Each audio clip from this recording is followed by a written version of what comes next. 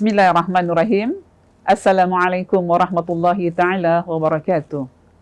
Alhamdulillahirabbil alamin. Assalatu wassalamu ala asyrafil anbiya'i wal mursalin wa ala alihi wa sahbihi ajmain. Segala puji bagi Allah yang selayak-layaknya disembah. Selawat dan salam kita sampaikan pada junjungan besar Nabi Muhammad sallallahu alaihi wasallam beserta keluarga dan sahabat-sahabatnya, di mana kita sebagai umatnya daripada alam kegelapan menuju alam terang benderang hari ini diberi cahaya oleh Rasulullah. Mudah-mudahan Rasulullah memandu kita dari dunia hingga akhirat, insya-Allah. Baik, alhamdulillah jamaah yang dirahmati Allah, hari ini kita berforum.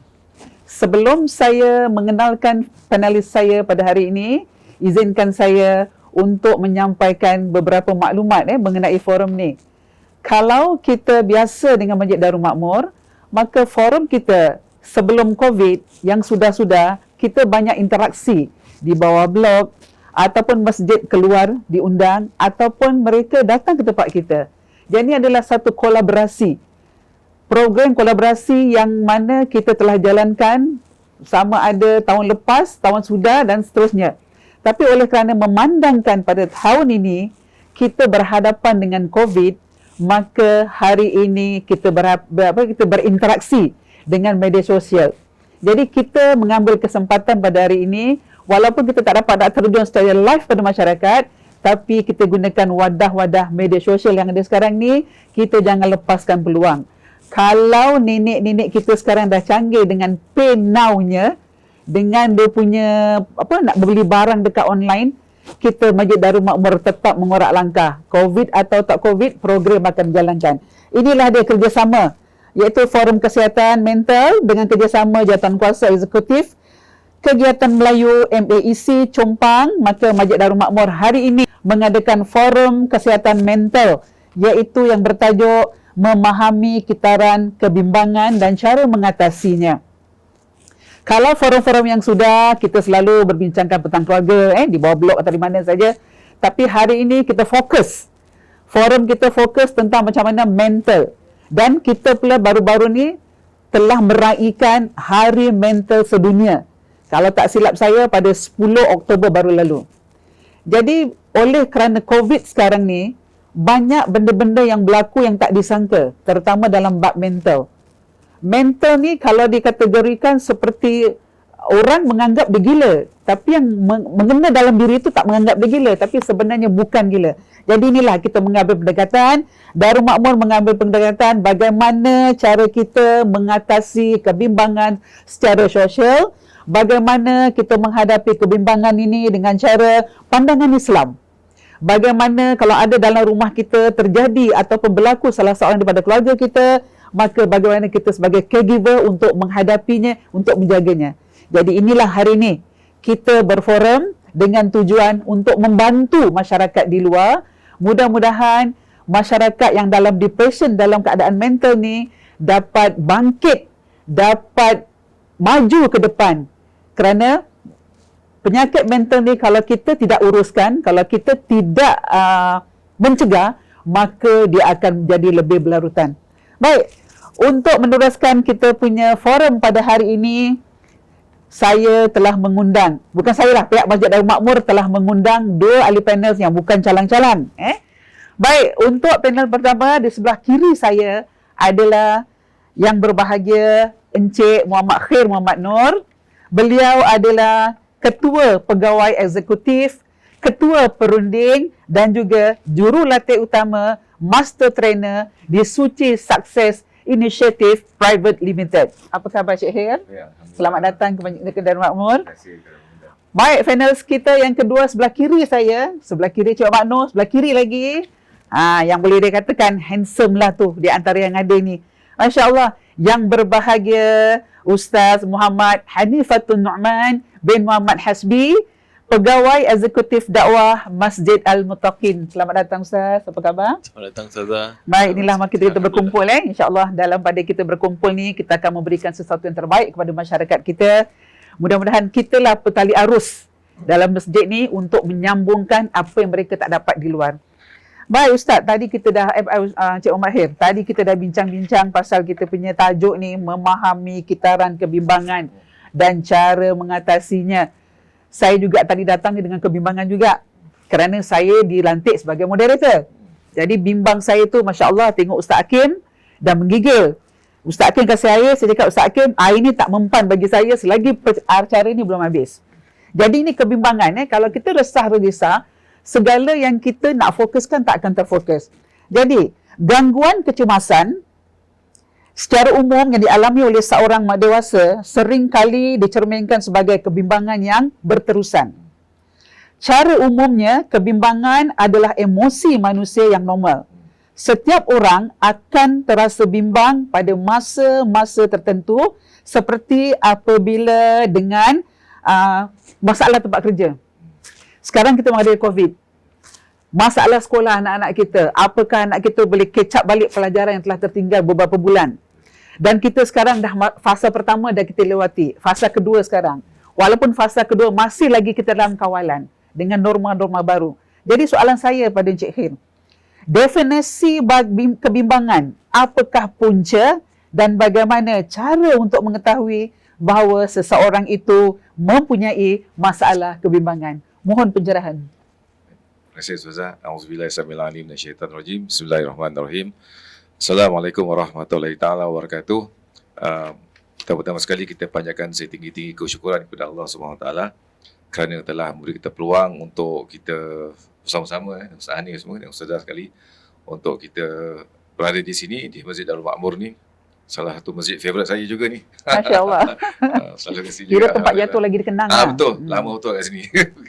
Buat program dan sebagainya. Jadi Alhamdulillah dapat kita bincangkan perkara yang amat penting ni, terutama dalam keadaan sekitaran kita yang memang umumnya membimbangkan. Bukan setakat di Masjid Darul Makmur saja, bukan setakat di Yishun saja, tapi bahkan di seluruh negara Singapura dan seantero dunia, istilahnya tu, seantero dunia. Jadi bila dikatakan apakah yang dimaksudkan dengan kebimbangan, kebimbangan ni kalau kita lihat dalam bidang psikologi, dia memang salah satu daripada construct ataupun salah satu daripada faktor-faktor utama dalam bidang pengkajian psikologi ni.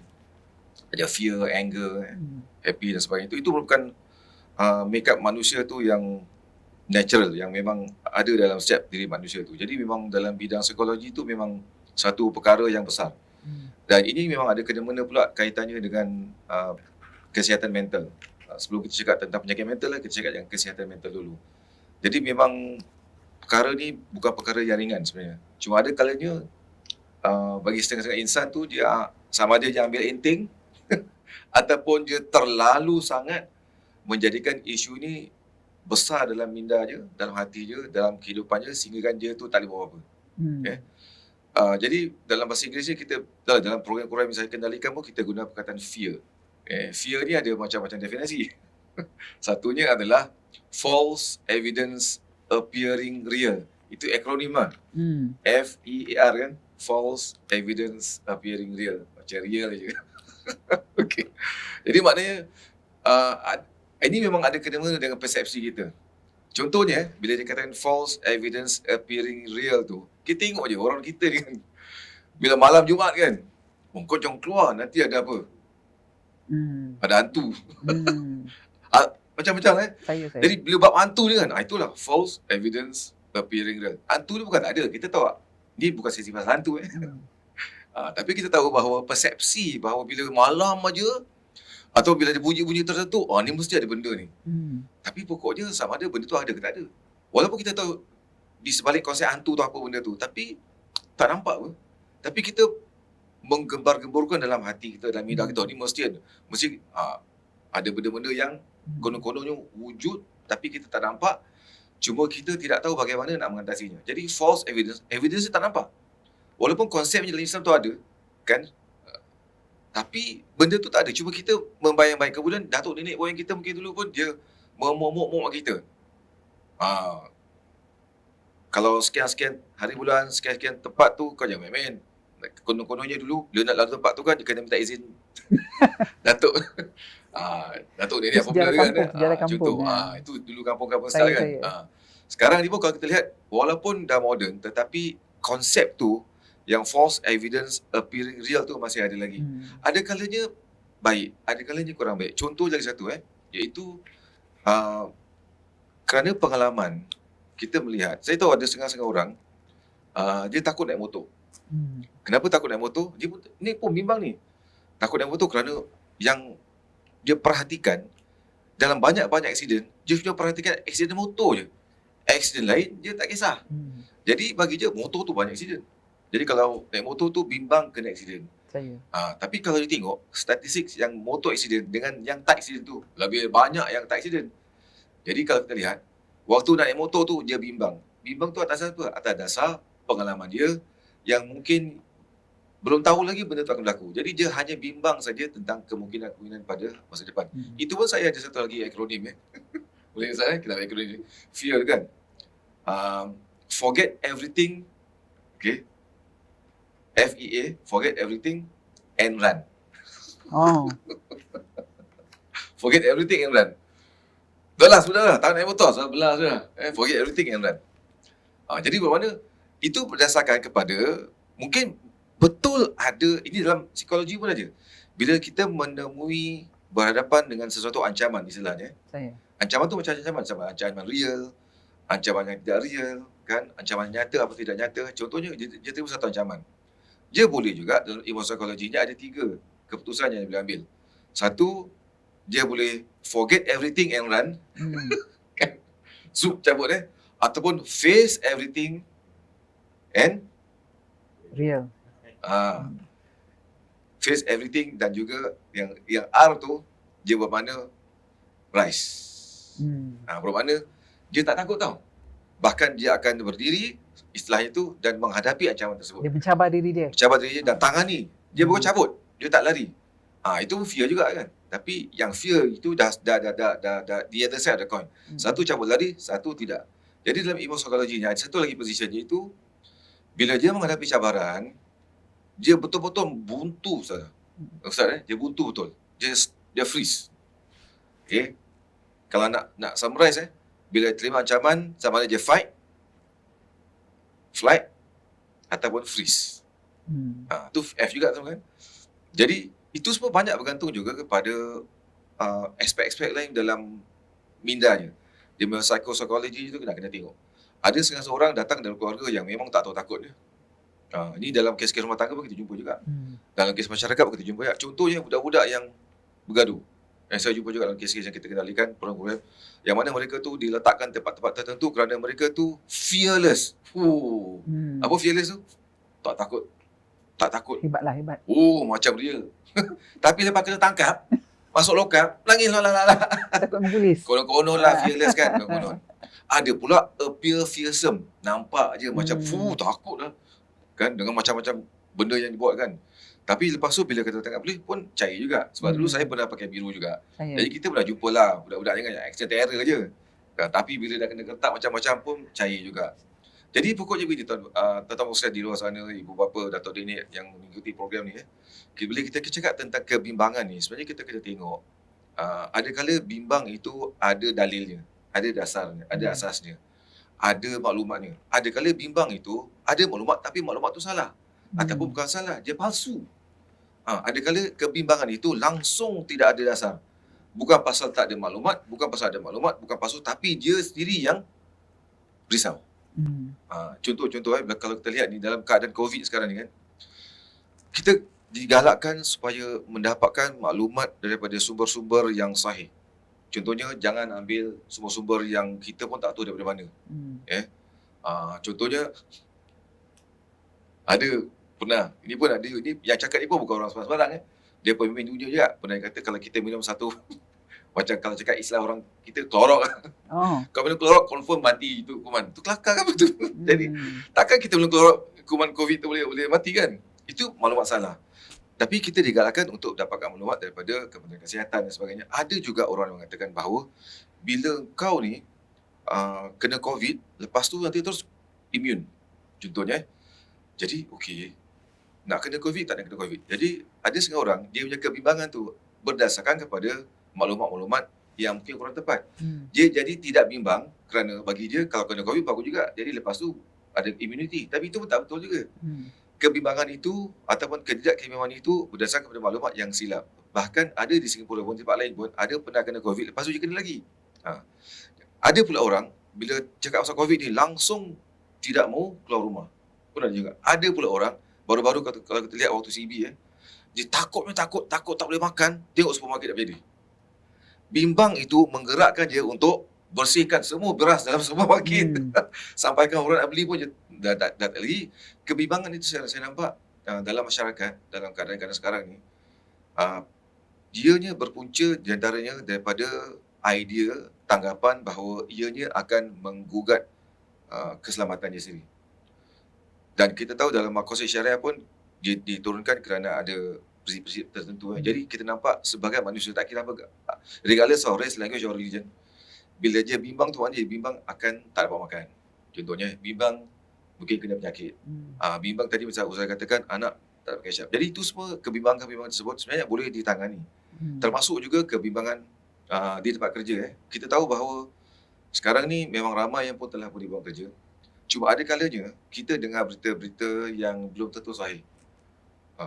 Ada pula yang tak terima berita, tiba-tiba terus kena buang kerja. Itu dah tak ada bimbang lagi, itu dah macam itu macam terpana. Jadi nak bimbang macam mana? Nak bimbang dah tak boleh bimbang dah.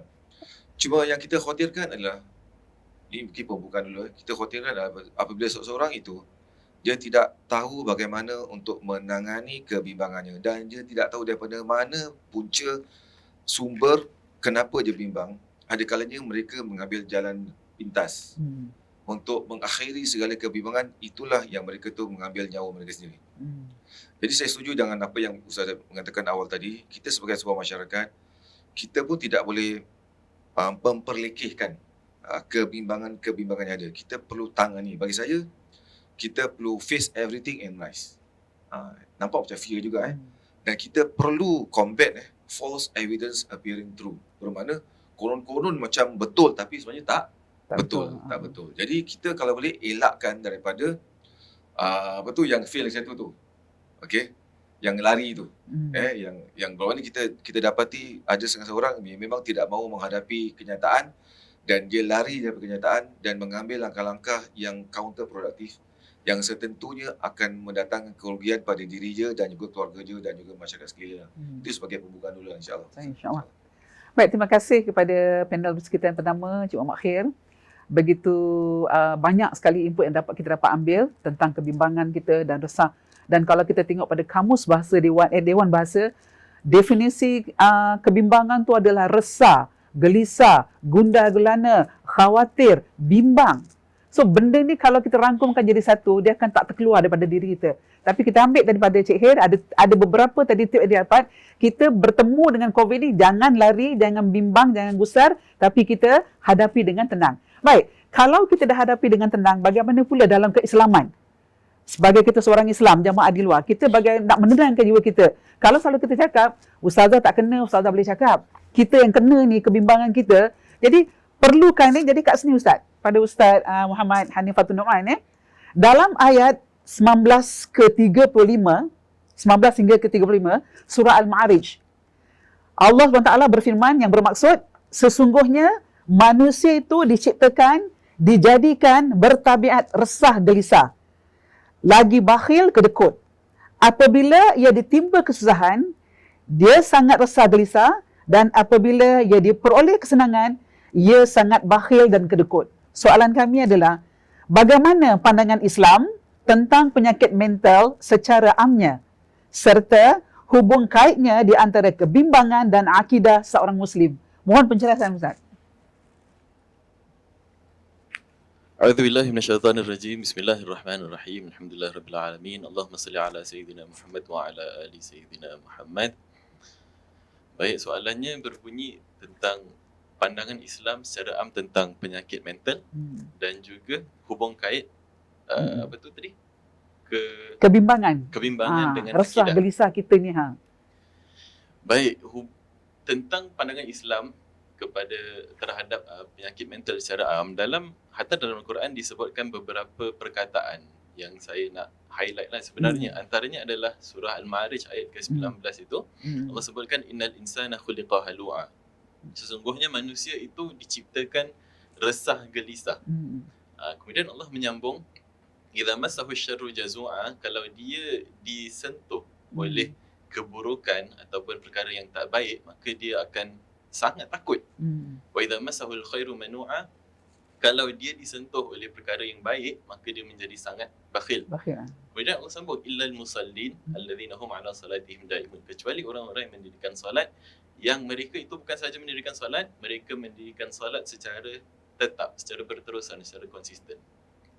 Baik, di sini ini perkataan yang pertama saya nak highlight, halu'a. Daripada perkataan halu'a juga terdapat istilah dalam bahasa Arab menyebutkan tentang salah satu penyakit daripada penyakit-penyakit mental lah, al-hala'. Al-hala' itu adalah penyakit yang menjadikan seseorang tu sangat takut, hatta kepada perkara yang tak ada, tak wujud. Dia merasakan seolah-olah perkara itu ada, maka dia takuti perkara itu dengan ketakutan yang sangat dahsyat. Jadi dia boleh, di situ ada termasuk sedikit tentang kebimbangan. Jadi kebimbangan secara umum dia mempunyai spektrum lah kan. Ada kebimbangan kadar sedikit dan juga kebimbangan yang sangat melampau, sehingga perkara yang tak ada pun diada-adakan dan dia takuti perkara tersebut. Itu yang pertama. Dalam Al-Quran menyebutkan halu'ah, perkataan halu'ah daripada perkataan halak. Ada juga penyakit mental yang disebutkan al-halak. Kemudian perkataan yang kedua saya nak highlight juga adalah salah satu penyakit mental juga yang disebutkan dalam bahasa Arabnya adalah penyakit was-was. Dalam Al-Quran menyebutkan dalam surah An-Nas, kita diajar untuk meminta perlindungan daripada Allah SWT daripada min syarril waswasil khannas, daripada keburukan dan kejahatan was-was. Selalunya kita terjemahkan was-was tu sebagai bisikan syaitan.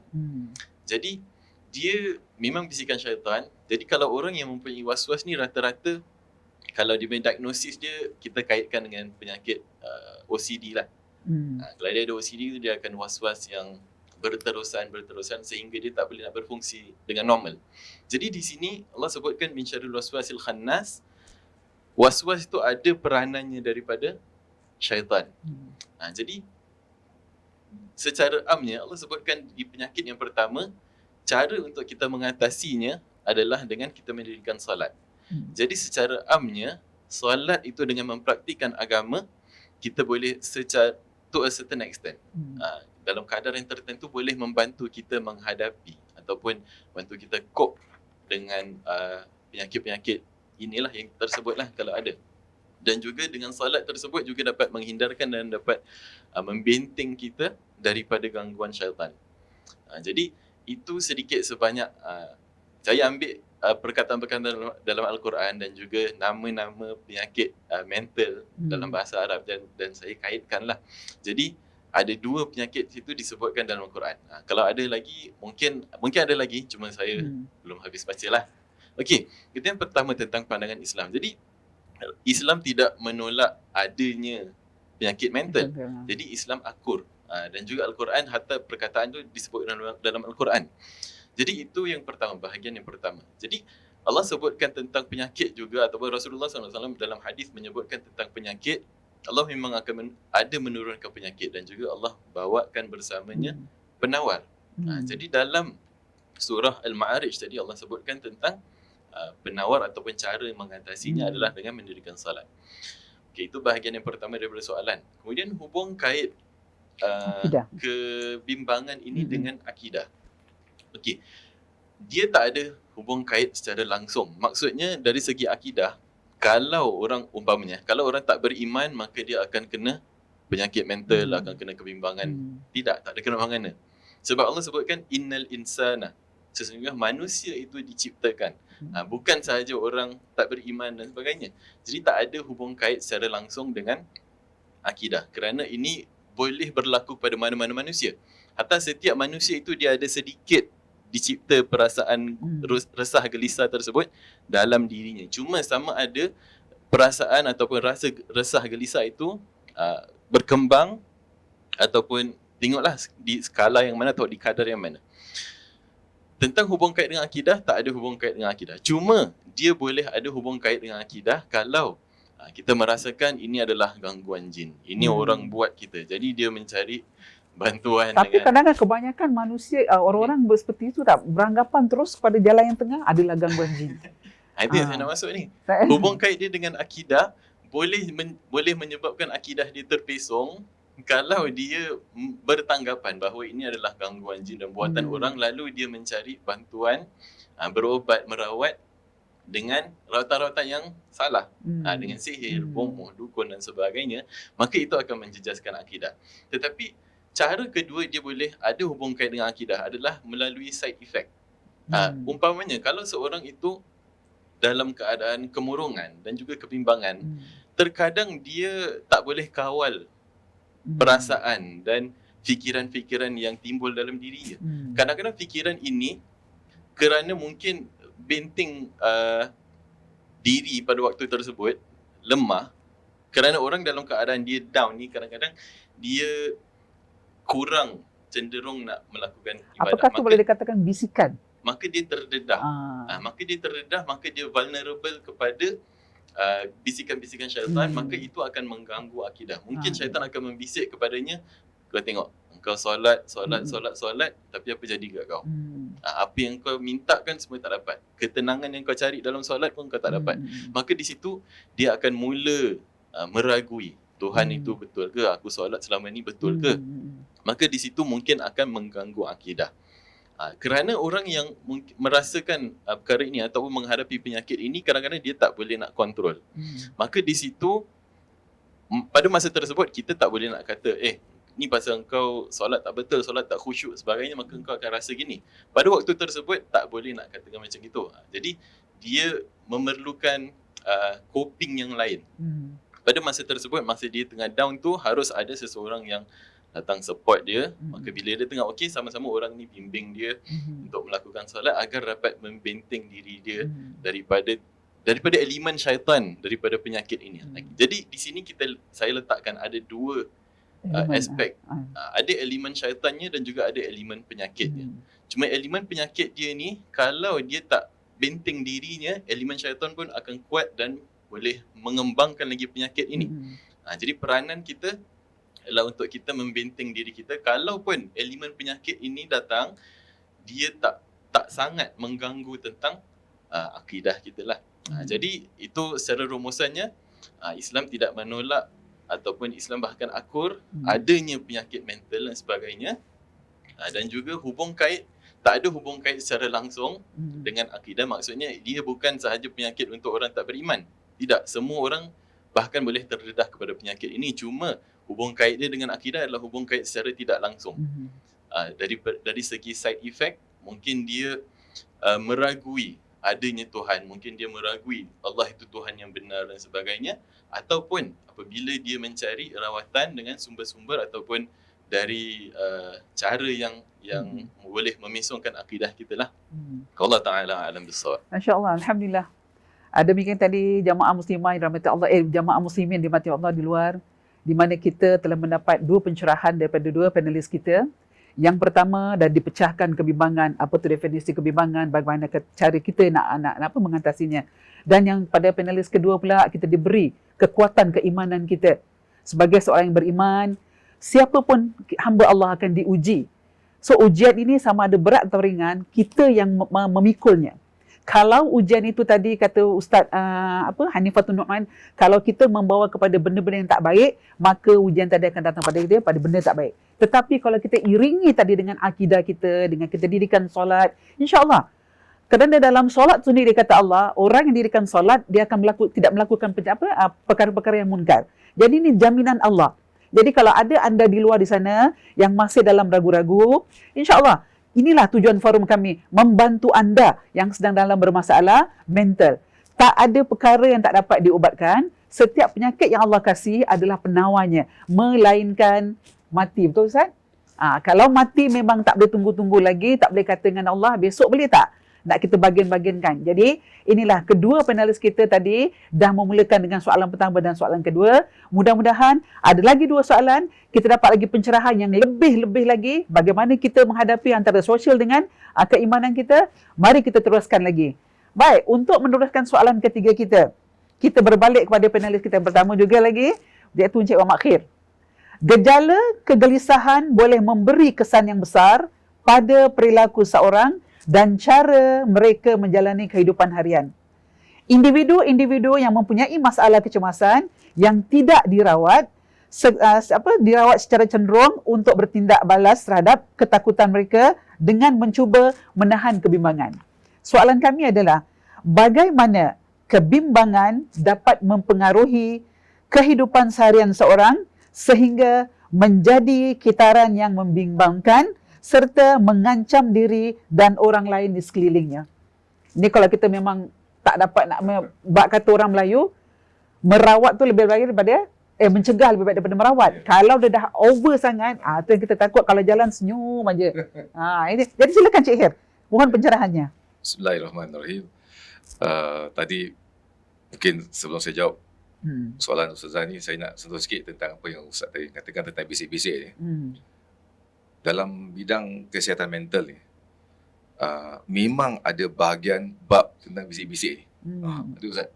Jadi sekiranya kalau ada anggota keluarga, siapa-siapa yang kita kenal, kita nampak macam lain kan, kemudian kita nampak dia ambil tindakan-tindakan itu yang di luar jangkaan dan dia kata macam ada orang bisik-bisik aja, itu memang diakui dalam bidang kesihatan mental. Itu memang. Jadi bermakna kalau ada orang macam itu, jangan terus-menerus suruh panggil dukun ke bomo Ustaz Kadang-kadang kita panik Cik Hir. Ya. Kita tak pernah menghadapi perkara-perkara ini, betul. tiba-tiba dia berbisik. Kita pula yang normal akan beranggapan macam dia juga. Jadi kita jangan anggap semuanya masalah ada asyik kesian. Jin je kena. Asyik jin je. Agaknya kalau saya jin, korangnya apalah, tak ada modal lain. Asyik aku je kena. Contohnya. So, bahkan ini dalam bidang kesihatan mental tu memang ada bahagian tertentu yang mana memang diakui terdapat bisik-bisik. Maaf Cik Hir, bisikan tu kalau dalam bahasa sains ni apa, kalau boleh kasih kata satu? Ya, bermakna dia semacam whispering lah gitu. Dia memang, saya tidak mahu go itu, dia technical. Ada hubungan dengan bipolar, apa? Bipolar? Bipolar. Itu ada, bipolar tu dia split personality. Itu ada unsur-unsur bisik juga di situ. Saya. Ada macam cabang-cabang dia. Tapi pokoknya di sini, bagi kita orang yang biasa, yang tidak ada mungkin kemahiran untuk menangani seperti ini, baik pertama sekali untuk kita rujukkan je kepada yang konvensional lah. Rawatan yang konvensional dulu. Okay. Sebab anak saya pun, dia waktu NS, dia pun dia sebagai seorang medik.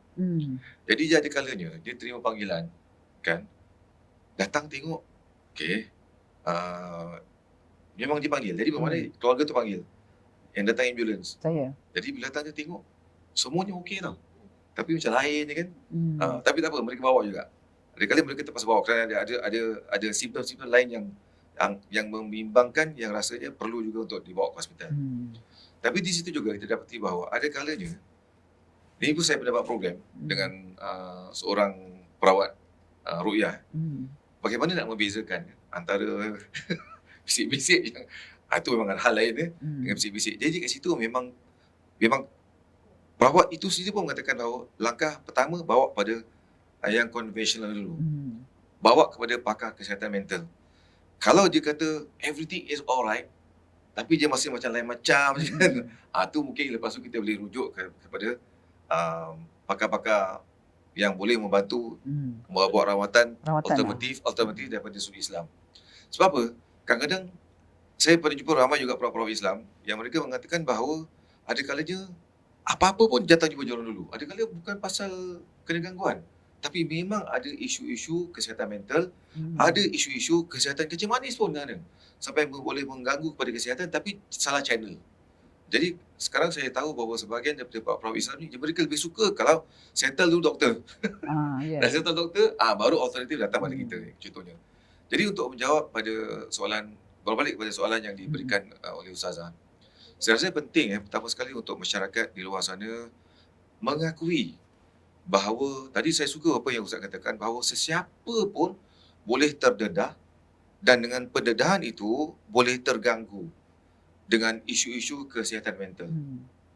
Dan fokus kita pada hari ini, kita berpasak pada satu, iaitu isu tentang kebimbangan. Itu penting tu kerana sekitaran kita memang amat membimbangkan, sedangkan anak kecil boleh terganggu juga. Boleh terganggu. Jadi dalam sekitaran kita yang sebenarnya kalau kita lihat dalam sekitaran COVID ni kan, yang menariknya adalah sumber bimbang tu tak nampak. Sebab dia virus kan. Jadi ini kuasa Allah.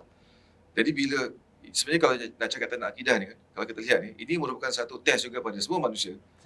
Benda yang tak nampak ni boleh membimbang kita. Jadi bila kita cakap tentang belief So bila kita cakap tentang ketahuidan, beriman kepada Allah SWT, kenapa kau boleh takut dengan virus? Kenapa pula tak boleh takut? Kan? Jadi bermakna di situ ada, itu puncanya salah satu modal untuk kita bincang tentang belief ni. Tapi kalau kita lihat dalam keadaan sekarang ni, semua perlu akui bahawa isu tentang kesihatan mental memang boleh terjejas. Itu kita kena akui. Tak boleh kita kata, sudahlah kau, apa virus ni, tak ada benda lah. Tak boleh. Kita tidak boleh memperlekehkan.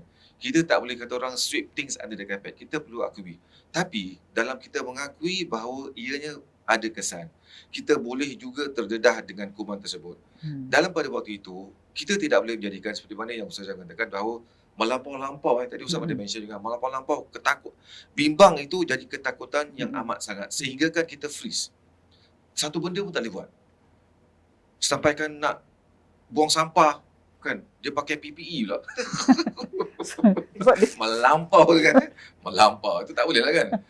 Jadi, bermakna, sebab itu saya katakan, dari awal tadi, untuk pertama sekali kita akui, ini memang ada isu kesihatan mental kalau kita tak jaga-jaga. Dan untuk berjaga-jaga itu, kita perlu ada maklumat yang jelas. Dan kemudian, kita juga, macam saya rasa ramai pun hari-hari kita tengok nombor tu kan. Nombor tu double digit kan single digit. Dan bila kata community infection tu zero, Alhamdulillah. Tapi kita juga tahu bahawa dalam kita memanjatkan kesyukuran kepada Allah kerana community infection tu zero memang lega lah. Tapi kita tahu kalau tak jaga besok boleh melonjak. Jadi bermakna dalam kita bersyukur kita juga masih lagi mengambil langkah-langkah berjaga-jaga. Tapi janganlah berjaga-jaga sehingga terlampau berjaga sampaikan juga tak boleh bergerak, tak boleh. Jadi bermakna gini. Pokoknya kita akan tahu sebenarnya dalam apa bidang pun. Ini baru kita cakap pasal COVID kita belum cakap lagi pasal ambil periksa. Kan? Ada kalanya ni kan ada, walaupun PSLE dah habis, tapi masih ada lagi periksa lain Ada kalanya mak bapak ni dia punya bimbang je, lagi bimbang dengan anak yang bimbang pasal exam. Anak bimbang pasal exam, mak bapak bimbang pasal anak. Kan? Jadi bimbang mak bapak kepada anak tu, ada kali lebih teruk lagi dah bimbang anak tu pada exam. Anak relax je. Dan bila anak relax, itu bapak bimbang, mak bimbang. Dia lagi demam. Itu jadi, naluri kita lah Cik Hir sebagai seorang ibu, macam nak protect betul-betul lah nak. Tapi kita dalam pada masa sama kita tak sadar yang bimbang tu dah menguasai kita. Itulah ada, saya kata bukan sebenarnya tadi Ustaz ada cakap tentang OCD Ni Ustaz tentang OCD ada dalam Facebook tu ada orang tu gunakan perkataan OCD dengan cara rambang tu gitu. Saya beritahu, babe, ini perkataan OCD ni kau jangan main.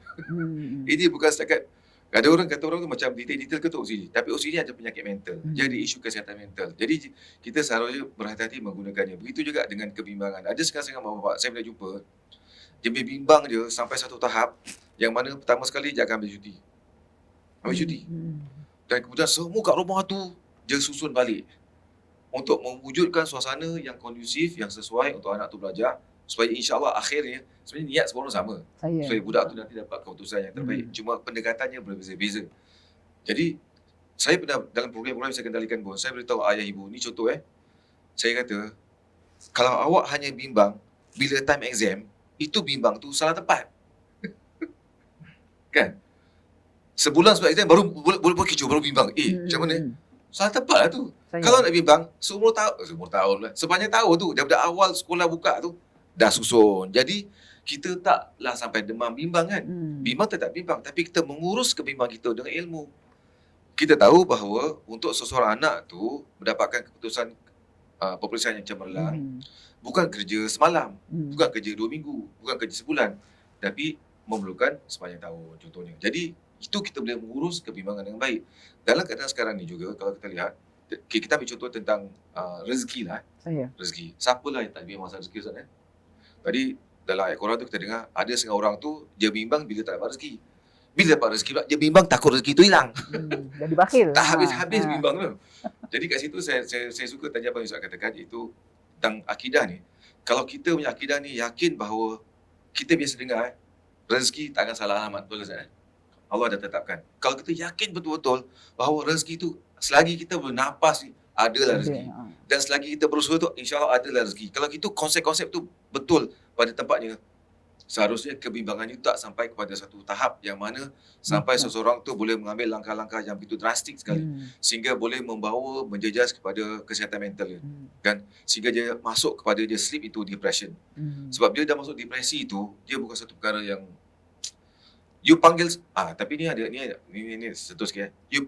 Pertama sekali saya katakan, you panggil ustaz mana pun kalau dia dah masuk depression agak payah. Dan bila dah masuk depression, itulah terbukanya ruang untuk iblis untuk memang dia dalam cakap kasarnya tu ataupun cakap mudah kasar cakap mudah tu, bila seseorang tu je depression dia punya emosi dia, psikologi itu memang membuka ruang untuk iblis masuk dan mengganggu. Jadi untuk mengelakkan daripada kita ni termasuk dalam depresi itu, bagi saya lah, kita perlu ada kebergantungan yang jelas kepada sesuatu kuasa. Kita sebagai muslim, kuasa mana? Kuasa pada Allah lah. Tapi itu tak bermakna, contoh Ustaz, kita dah jumpa juga di mana seseorang tu dibuang kerja. Memanglah siapa yang tak risau Ustaz confirm risaunya. Kan, confirm bimbang. Cuma kita juga selain daripada kita bergantung pada Allah, daripada segi kemanusiaan kita tahu bahawa, contohlah kita kalau tinggal di Yishun di sebelah masjid ni, apa pun insyaAllah ada masjid. Boleh tak kita, kalau tak pernah jengah lah kan, minta tolong pada masjid. Ada tak sumber-sumber keuangan yang boleh bantu? Bermakna masih ada lagi peluang-peluang selain daripada kita bergantung pada Allah. Allah juga kita suruh kita usahakan dengan manusia kan. Jumpa masjid, jumpa mana badan yang boleh membantu. Jadi sekurang-kurangnya kita taklah begitu dibelenggu dengan satu masalah emosi yang seakan-akan seluruh dunia kita dah runtuh. Seakan-akan dah tak ada lagi harapan. Itu yang kita nak elakkan. Jadi bermakna kita bergantung pada Allah. Pada masa yang sama juga, janganlah stuck kat rumah je. Jangan. Ada orang, ni cakap terus terang, bahawa memang dalam bidang psikologi pun, pekerjaan itu merupakan satu ego yang bermakna satu macam medal. Jadi terutama bagi seorang suami. Jadi bila dia ada kerja, dia okay, alhamdulillah aku suami dapat banyak. Tapi bila dia kena buang kerja, bagaikan dia medal tu hilang. Jadi macam muka mana boleh letak. Ada setengah orang, dia terlalu bimbang, terlalu malu sehingga kan nak buka mulut minta tolong pun dia tidak mau. Jadi itu saya rasa di antara langkah-langkah yang boleh diambil untuk mengurangkan kebimbangan. Jangan sampai melihat seakan-akan bila kena buang kerja tu satu dunia dah tak perlukan dia. Sebab itu sekarang alhamdulillah di Singapura ni banyak sekali sumber-sumber bantuan yang boleh kita sebenarnya dapatkan.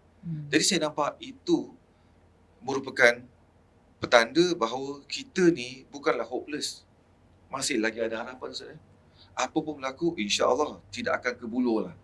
Kita perlu yakin bahawa kita bukan yakin pada manusia saja tau, tapi yakin kita pada Allah, kerana Allah dah jadikan. Saya pernah jumpa beberapa orang ulama, beberapa ulama di luar negeri kata, awak tahu tak? Ada satu tempat di dunia ni yang tidak ada dalam map. Adalah ke tak ada kan? Tapi kat situ je kata, walaupun tempat tu kecil, tapi Masya Allah, berkah tempat tu besar, dia kata. Ni saya waktu tu berada di luar negeri lah. Saya kata, kat mana tu? Negeri kau lah, dia kata. Singapura tu, dia kata. Dia kata, kalau kau tengok kecil tapi keberkahan tu ada, dia kata. Kenapa? Kerana masyarakat Islam, ni yang dia kata, masyarakat Islam di tempat kecil tu, walaupun jumlahnya tak banyak, tapi dermanya keluarkan tu banyak. Dengan murah hatinya orang Islam tu, Allah limpahkan kurnia rezeki kat situ. Masya Allah. Istiqamah kita lah Ustaz. Itulah, jadi kalau kita lihat, kita ni hidup jangan fikir seorang je lah. Keliling-keliling ni macam orang ada. Yang kita tahu, saya ada kali buat fundraising. Masya Allah Ustaz. Kita ketik sikit je, orang berderu-deru. Jadi kalau kita lihat, okey, mungkin orang tu takkan menderu pada kita, tapi kita perlu yakin bahawa insya-Allah dengan adanya ustazah, program-program kita kat masjid semua, jadi berkah rahmah tu pada Singapura ni, orang luar nampak. Jadi kita perlu yakin lah, secara kolektif ni, usaha-usaha masjid ni, walaupun COVID, tak bimbang kita buat program ni kan? Kan untuk reach out to masyarakat kan? Banyak lagi usaha. Jadi dengan kolektif dan government sekali, keseluruhannya kita kat Singapura insya-Allah lah. Bagi sesiapa yang bimbang kerana dikatakan dia buang kerja, ada rezeki insya-Allah. Saya. Doa ulama-ulama ni pada kita, masya-Allah. Tak tahu mungkin Ustaz Azbi Ini memang guru InsyaAllah. saya, ayah Ustaz ni guru saya juga. Mana Saya, kita tahu Mak malam Ustaz. malam-malam je Mak sujud Ustaz untuk guru saya. untuk kita satu Singapura ni supaya Allah bantu kita dah tahu. Ah, Ulama-ulama kita banyak doa. Kita pula jangan pula tak doa pula kan. saya. Jadi saya nampak dalam keadaan kebimbangan ini kita perlu tangani, kita rumuskan sebagai individu. Bila kita bimbang tu, kita tanya, kenapa aku bimbang ni? Kenapa? Apa sumber kebimbangan tu? Adakah pasal tak cukup duit? Adakah pasal anak? Adakah pasal kerana gaduh dengan suami isteri? Itu pun juga gaduh suami isteri pun ada kala dari segi hubungan suami isteri ni kita bimbang. Tadi saya on the way ni pun ternampak satu posting tentang artis luar negeri lah, bukan Islam pun, tapi isu sosial ni ada kala bukan pasal agama pun, kan? Tentang interaksi kan antara suami isteri dan sebagainya itu kan.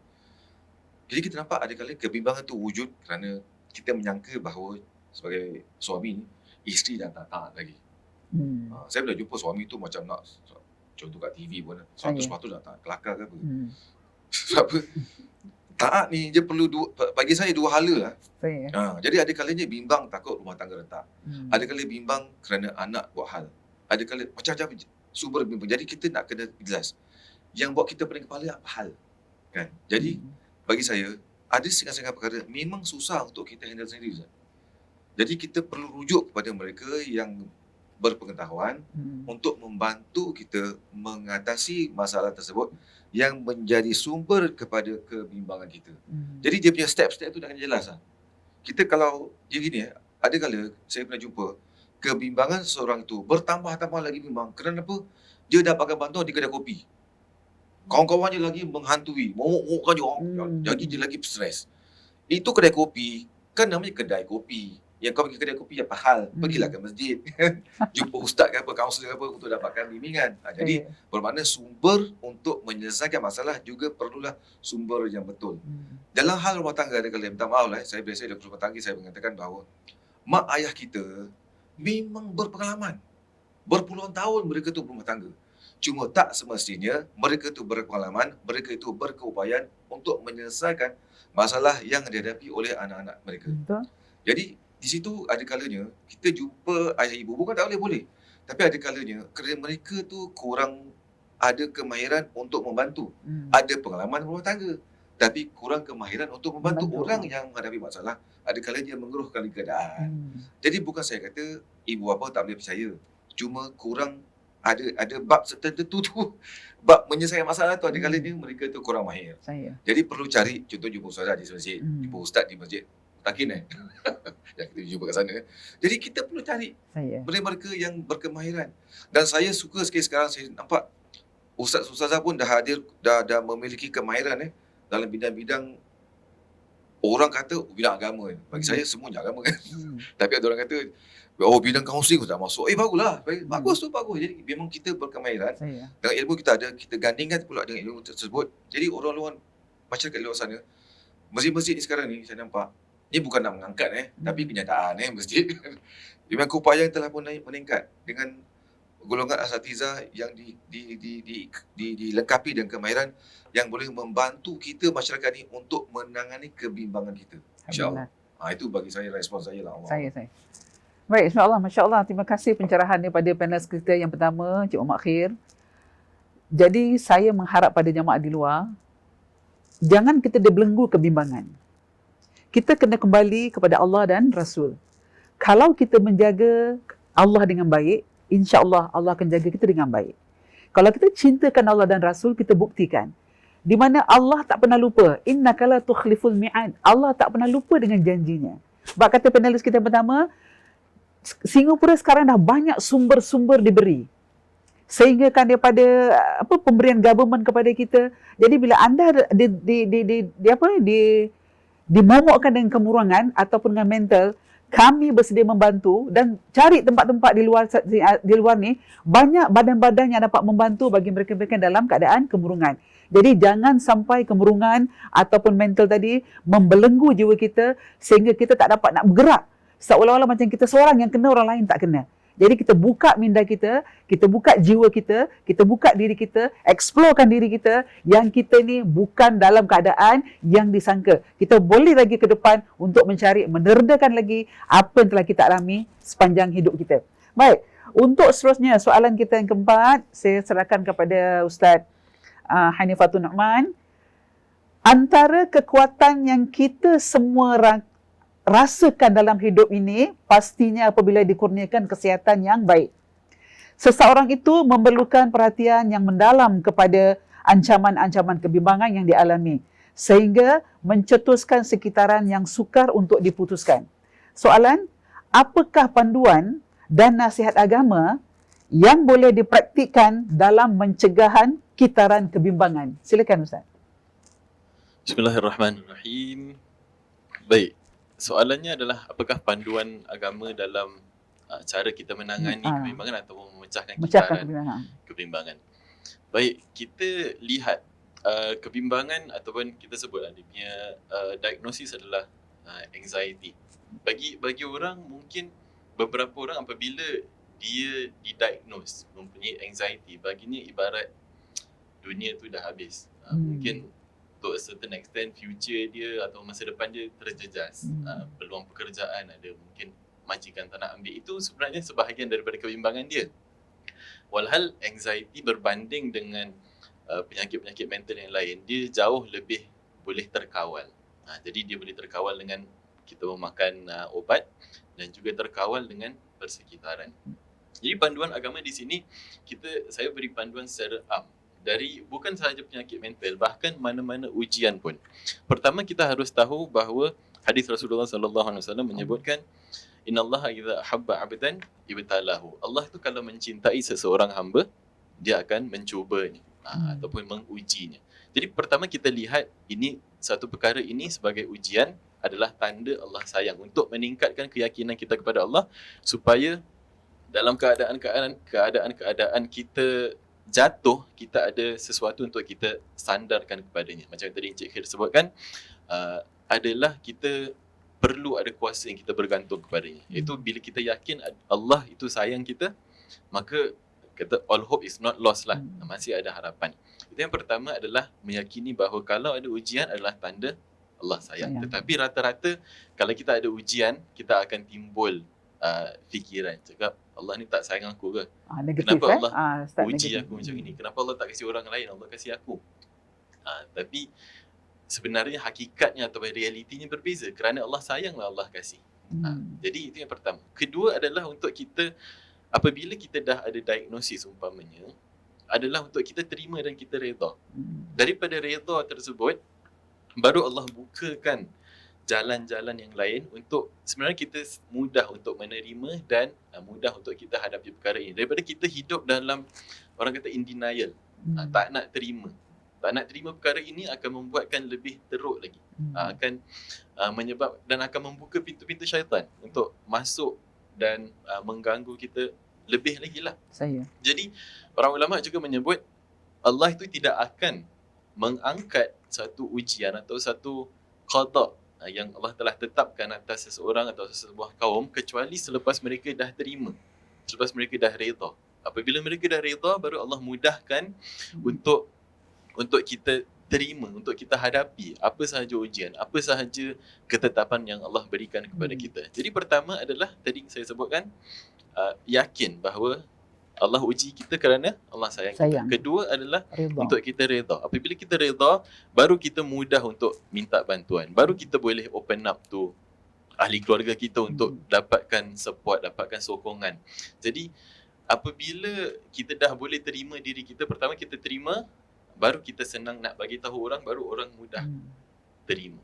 Jadi ini mengikut pengalaman saya berinteraksi dan juga bergaul bersama orang yang ada anxiety. Jadi awal-awal dia dah declare dululah, saya ada anxiety dan sebagainya. Jadi kalau saya tengah macam gini, harap jangan judge lah. Kerana kadang-kadang saya tak boleh kontrol. Jadi apabila berlaku panic attack atau anxiety attacknya, dia akan mula fikir. Jadi kita pun okey lah, tak apalah, tak boleh, jangan buat apa-apa, just assure, kasih dia satu support, keyakinan bahawa ini insya-Allah semuanya akan okey lah dan anda tidak berseorangan. Jadi apabila dia dah boleh terima, baru orang lain mudah untuk terima, dan juga di situ kita lihat Allah bukakan jalan untuk senang dihadapi perkara ini.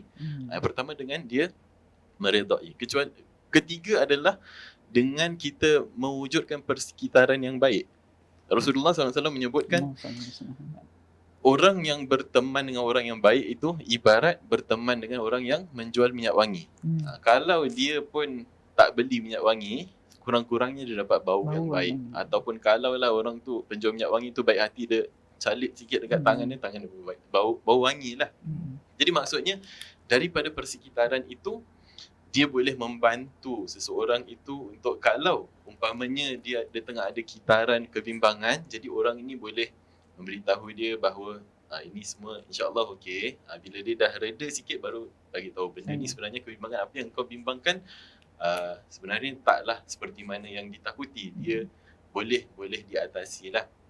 Dan juga saya menyambung hadis yang tadi adalah Rasulullah SAW mengumpamakan orang yang berkawan dengan orang yang tak baik adalah ibarat kita berkawan dengan tukang besi.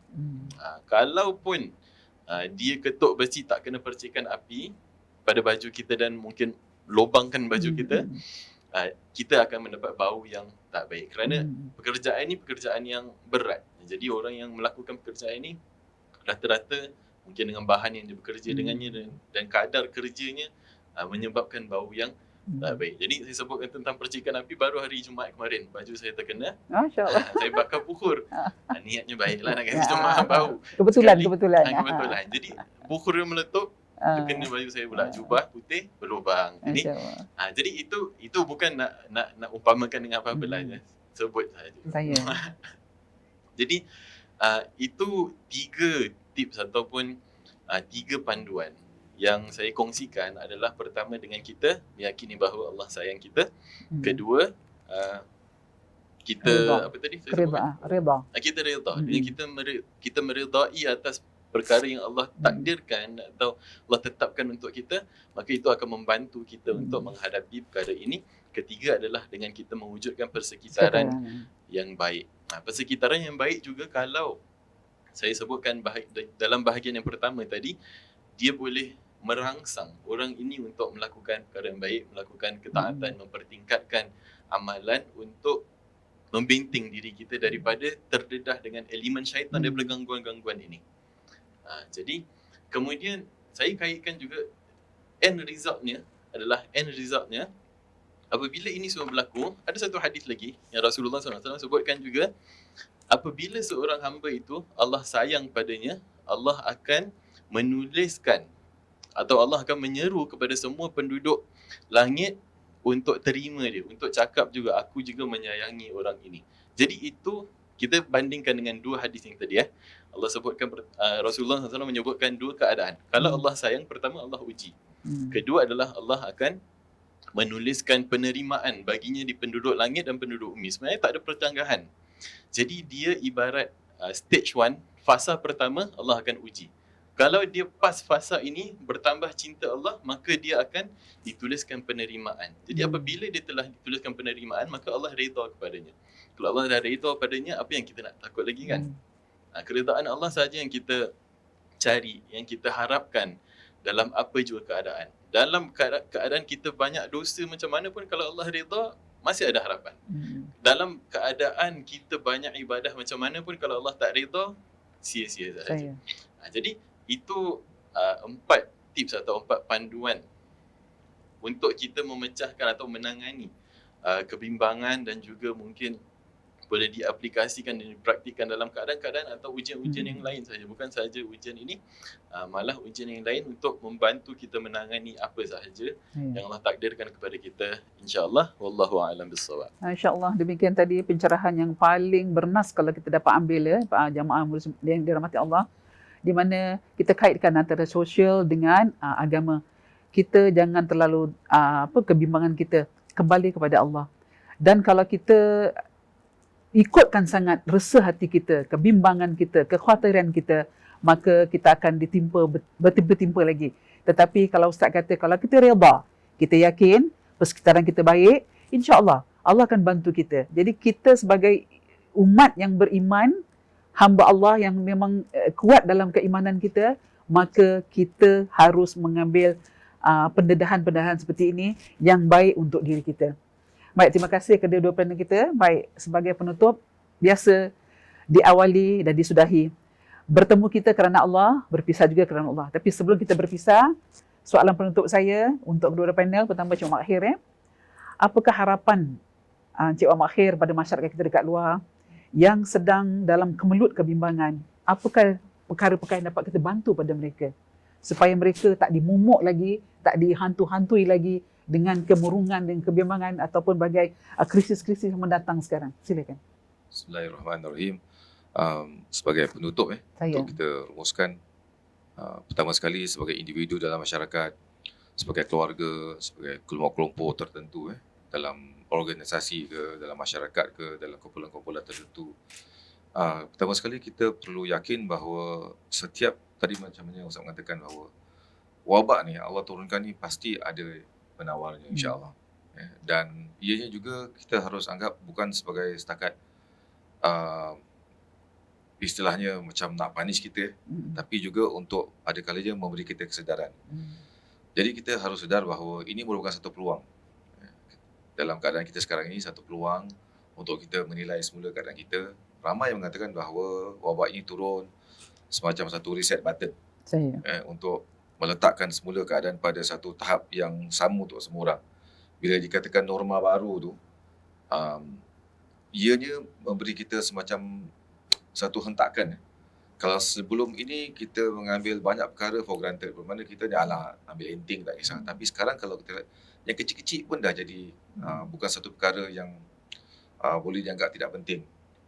Contohnya seperti mana kebersihan.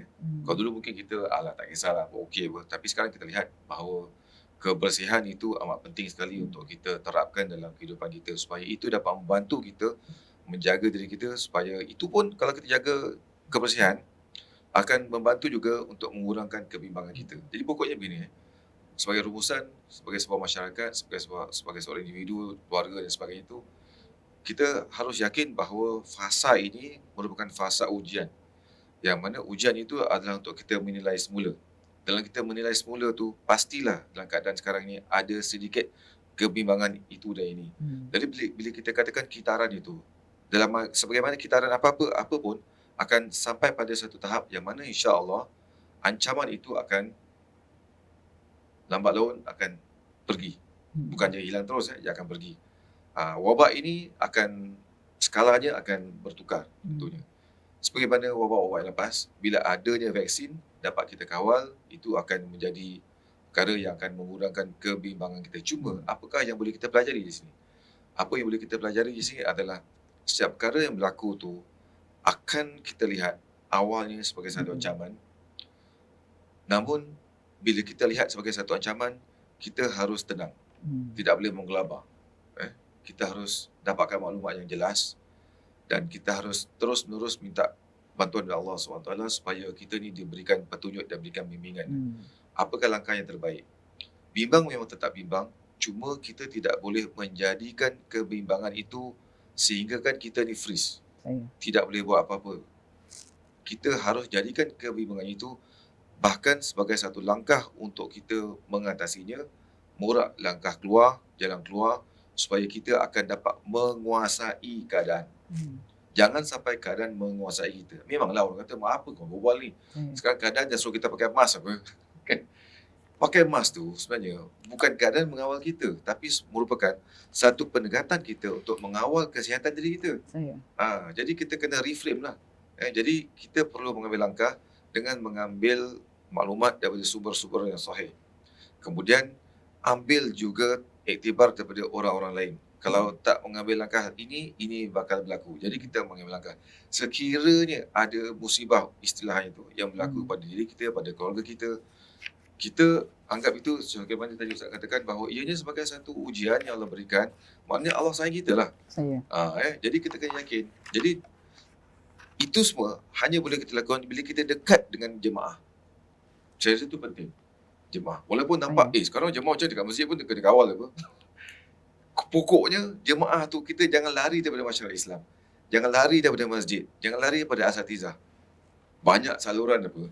Kita nampak hari tu orang nikah pun pakai online Saya tapi online tu bukan je nikah online tapi alah bermakna teknologi itu membantu kita. Jadi kita jangan mufarakah, kita jangan keluar. Kita jangan abaikan masyarakat. Kita dekat dengan masyarakat, dekat dengan jemaah, dekat dengan masjid supaya insya-Allah apa juga yang kita hadapi itu akan ada jalan keluar. saya Orang biasa apa tu ayat 1000 dinar saya dia hafal aja, dia gantung aja tapi dia tak hayati. tak amalkan. Tak amalkan. Jadi itu kita ambil kat situ. Itu bukan pasal rezeki Ustaz rezeki ni macam-macam bentuk. Jadi saya rasa itu sebagai rumusan yang saya berikan. Itu kitaran itu pasti akan sampai pada satu tahap yang mana ancaman tu akan berlalu pergi, dia akan tetap ada cuma dia akan kurang kadarnya. Yang penting kita perlu ada ilmu, perlu ada kemahiran untuk menangani apa juga cabaran dan ancaman supaya kitaran kebimbangan itu tidak membelenggu kita. Sampaikan kita tak boleh buat apa-apa. Saya rasa itu bagi saya lah insya-Allah. Insya-Allah. Terima kasih satu pencerahan penutup tadi yang sangat baik. Dan kalau tak adil lah kalau pencerahan panelis pertama kita kasih penutupnya, panelis kedua kita tak kasih. Baik, kita beralih kepada Ustaz Hanifatul Nu'man. Saya petik dari surat Al-Quran dari surah An-Nahl ayat ke-18 yang bermaksud Allah berfirman yang bermaksud sekiranya kamu menghitung nikmat Allah tiadalah kamu dapat menghitungnya. Allah Maha Pengampun lagi Maha Pengasih. Dalam situasi begini Ustaz, bagaimana tadi Ustaz cakap Ustaz ada kawan yang datang dalam keadaan macam tu dan kita sebagai masyarakat jangan judge dia. So orang-orang yang dalam keadaan mental begini, kadang-kadang kita tak tahu sama ada dia okey tak okey.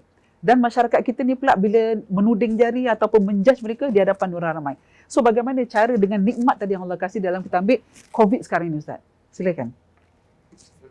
Pencerahan dia adalah bagaimana kita nak linkkan orang yang sedang sakit ni tadi agar dia dapat tadi kata Ustaz ada redha, ada keyakinan, ada persekitaran. Tapi kadang orang yang bertimpa penyakit ni mereka tak yakin pada ni semua. So bagaimana kita sebagai pendakwa ni nak yakinkan orang yang dalam bermental ni supaya dia dekat dengan Allah dan yakin nikmat Allah tu ada pada dia yang dikasih oleh Allah. Dan lagi-lagi dalam keadaan COVID seperti ini. Bismillahirrahmanirrahim. Bagaimana kita meyakinkan orang supaya dia pandang nikmat Allah daripada dia fokus dekat kebimbangan dia. Di sini kita lihat contoh yang baik adalah contoh Rasulullah sallallahu alaihi wasallam. Rasulullah sallallahu alaihi wasallam apabila diuji ataupun baginda melihat sesuatu yang menyedihkan baginda, disebutkan alhamdulillahi ala kulli halin wa ni'mah. Segala puji bagi Allah atas setiap keadaan dan atas setiap nikmat yang Allah berikan. Manakala Rasulullah SAW apabila gembira, baginda SAW akan menyebut alhamdulillahillazi bi ni'matihi tatimmus solihat.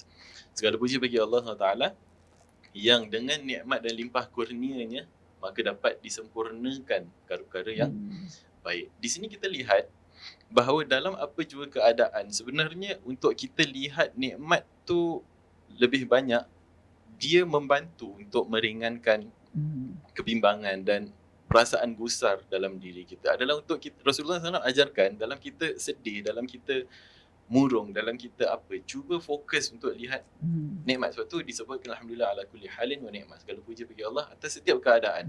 Sama ada keadaan yang baik, keadaan yang buruk, semuanya balik kepada Allah pujiannya. Dan juga untuk melihat nikmat.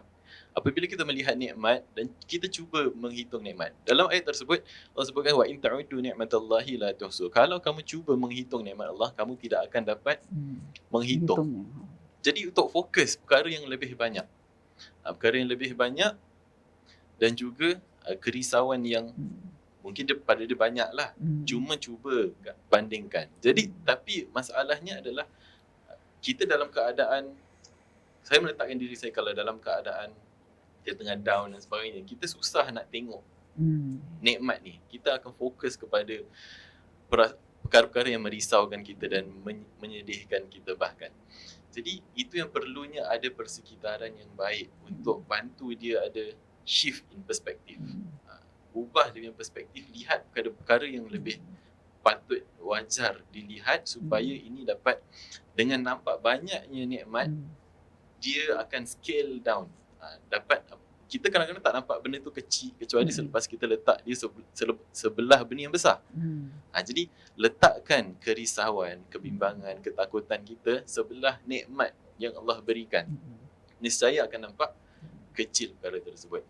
Jadi di sini saya nak bekalkan para penonton yang ada dengan 4 bekalan. Yang mana Sayyidina Al-Imam Ja'far As-Sadiq menyebutkan kenapa manusia itu risau, kenapa manusia itu bersedih dan kenapa manusia itu takut, sedangkan Allah dah berikan jalan keluarnya dalam Al-Quran.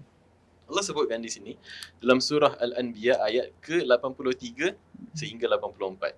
Di sini Allah menyebutkan kisah Nabi Allah Ayub alaihissalam yang ditimpa penyakit. Maka baginda menyebutkan anni massaniyadur wa anta arhamur rahimin. Sesungguhnya aku telah disentuh, dipegang oleh penyakit ataupun kemudaratan. Maka engkaulah yang paling penyayang dalam semua yang menyayangi. Jadi engkau lah yang paling penyayang. Cuma bila disebutkan anni massaniyadur wa anta arhamur rahimin, dia bermunajat kepada Allah, apa yang Allah sahut? Allah sebutkan fastajabna lahu fakashafna ma bihi min dur. Maka kami perkenankan dan kami sahut seruannya, munajatnya, dan kami singkapkan apa yang menimpanya daripada kemudaratan. Jadi itu yang pertama. Kalau kita ditimpa penyakit apa pun, penyakit fizikal, penyakit mental dan sebagainya, ini satu amalan yang kita boleh amalkan. Surah Al-Anbiya ayat ke-83. Itu kalau ditimpa kemudaratan. Kedua, kalau kita takut dan kita bimbang dengan tipu daya musuh, umpamanya orang nak buat tak baik terhadap kita dan sebagainya, apa yang Allah ajarkan dalam surah Ghafir ayat ke-44. Allah ajarkan untuk kita membaca wa ufawwidu amri ilallah innallaha basirun bil ibad, dan aku menyerahkan urusan aku kepada Allah, dan Allah itu yang maha melihat kepada hamba-hambanya. Apa yang Allah sahut? Allah sebutkan fawaqahu Allahu sayyiati ma makaru, dan Allah melindunginya daripada segala perkara yang buruk yang dirancangkan untuknya, maka Allah lindunginya. Jadi kalau kita takut orang nak buat tak baik kepada kita, kita mempunyai kebimbangan ini yang kita tak nak keluar rumah sebab takut mungkin orang pukul kita, mungkin orang nak langgar kita, mungkin orang tetak kita dari belakang dan sebagainya, bacalah ayat ini, insya-Allah Allah lindungi kita daripada segala tipu daya yang mungkin ataupun segala perkara yang tak baik mungkin Allah nak orang nak lakukan kepada kita. Jadi yang ketiga adalah ujian. Kalau kita kegelisahan atau kita dalam kerisauan, adalah jalan keluarnya adalah kita lihat umpamanya Nabi Allah Yunus alaihissalam. Baginda ditelan oleh ikan paus. Kalau kita umpamanya kita diuji dalam keadaan yang kita tak nampak jalan keluar, kalau kita ditelan ikan paus, ada jalan keluarnya tak? Allah sebutkan supaya kalau bukan kerana banyaknya tasbih Nabi Allah Yunus, maka dia akan kekal dalam perut ikan tersebut sehingga masa yang Allah tak tentukan, sehingga masa bila-bila lah yang Allah nak keluarkan. Jadi lalabisa fi batlil huti ilahin, ataupun ayatnya menyebut tentang along those line lah. Jadi apa yang diajarkan dalam Al-Quran adalah untuk kita membaca la ilaha illa anta subhanaka inni kuntu minadh dhalimin, surah Al-Anbiya ayat ke-87. Jadi apa yang Allah respon kalau orang melakukan atau mengamalkan amalan ini, Allah sebutkan fastajabna lahu wa najjaynahu minal gham wa kadzalika nunjil mu'minin, dan kami sahut dan kami terima munajatnya ataupun seruannya, dan kami melepaskannya daripada kegelisahan yang menyelubunginya, dan begitulah kami akan selamatkan orang-orang yang beriman. Jadi itu amalan yang ketiga. Dan amalan yang keempat dalam surah Ali Imran ayat ke-173. Jadi yang menonton harap catatlah supaya ini jadi bekalan kita, insya-Allah, adalah dengan kita membaca hasbunallahu wa ni'mal wakil. Cukuplah Allah sebagai penolong ataupun sebaik-baik pengurus bagi urusan kami. Apa yang Allah jawab selepas disebutkan hasbunallahu wa ni'mal wakil, Allah sebutkan fanqalabu bi ni'matin minallah wa fadlin lam yamsashum su' wattaba'u ridwanallah. Mereka lalu kembali. Ini cerita tentang orang pergi berperang. Jadi apabila mereka membaca hasbunallahu wa ni'mal wakil, apa yang jadi kepada mereka adalah mereka pulang dengan selamat kepada ahli keluarga mereka, dengan nikmat dan limpah kurniaan Allah, dapat bawa balik harta rampasan perang lagi, dan mereka tidak disentuh pun oleh keburukan dan diikuti dengan keredaan daripada Allah. Yang kita sebutkan tadi, keredaan Allah yang sebenarnya paling utama kita cari. Jadi ini cara untuk kita mendapatkan keredaan Allah. Jadi ini 4 bekalan yang saya bekalkan ataupun saya kongsikan amalan daripada Imam Ja'far As-Sadiq, supaya bila sebutkan kalau orang ada 4 ini, nak takut apa lagi? Jadi ini secara dasarnya beberapa amalan yang mungkin sebagai bekalan yang kita boleh bekalkan.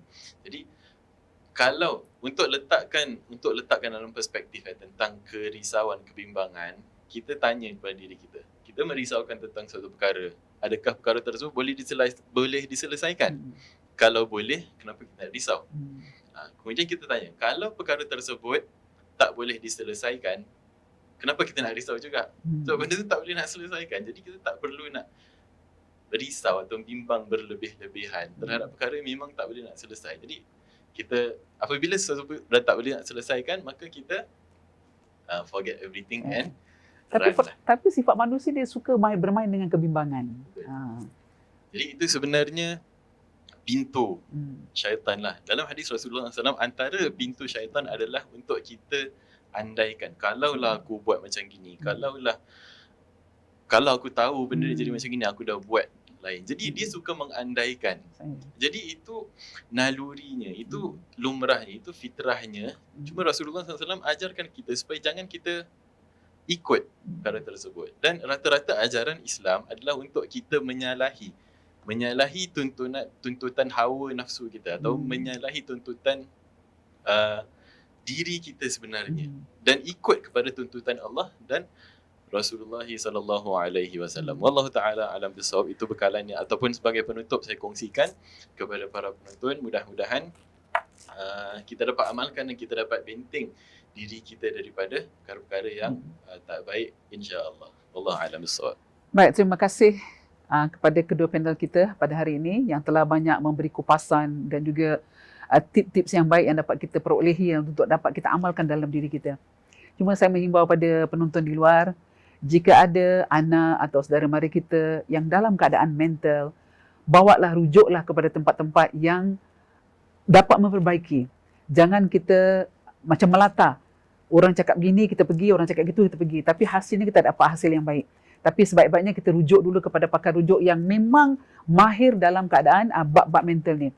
Anda kata boleh datang kepada masjid, insya-Allah masjid terbuka, buat sementara ni tak boleh terbuka dulu.